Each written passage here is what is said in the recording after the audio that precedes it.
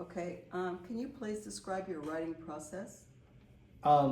So there are two different things. One, my own writing, and then the other is translation, Okay. which I've been doing it a lot recently. When I translate, I just read the book, which is in my language. I translate from my language, Tamil, into English mainly.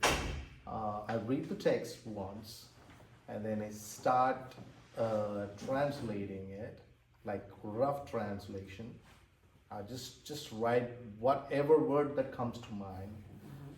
So the first word that comes to your mind may not probably the best one, Right. but I still go ahead with it. I don't want to be, I don't want to have a writer's block when I'm translating, at least, because the text is already there. So I just want to just put it out in English, and I use tools like Google Translate as well. Right. But the Google Translate is not a very effective tool when it comes to translation, but it can guide you to the right direction, but you should have an eye on it because it sometimes mislead you. Right. So once I do that, I finish the entire text, I go back and start editing. So my first draft is like, it's a crap. Yep.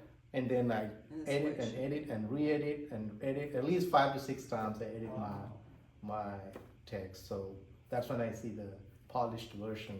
So, in translating A Journey Through Words, how long would you say that took you, that whole process? To translate, I mean, to just put this Tamil text into English, it took just a month.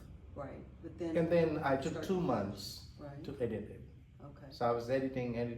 So this is not a very big book like Monty's, but it's like a 200-page book and like 50,000 words.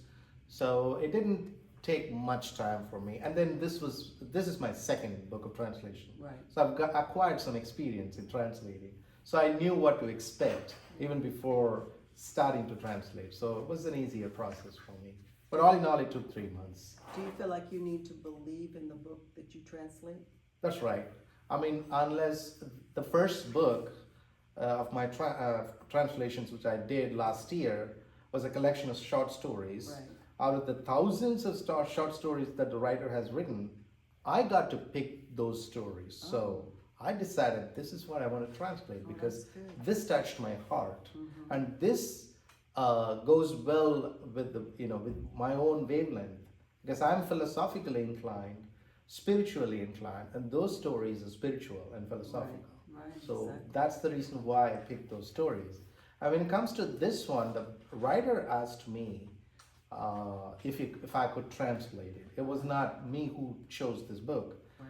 But then I was, very well, I'm very much into literature. Right. And then in this book, the writer takes some human emotions like the hunger, and he elaborates the emotion, and then he draws parallel from the modern literature in Tamil. Okay. So in every chapter, there are 25 chapters. In every chapter, when you look at the structure of the chapter, there's an emotion described in detail with the real life examples, and then there's a parallel between with the literature as well, which goes to show that literature, after all, is part of our lives. Exactly.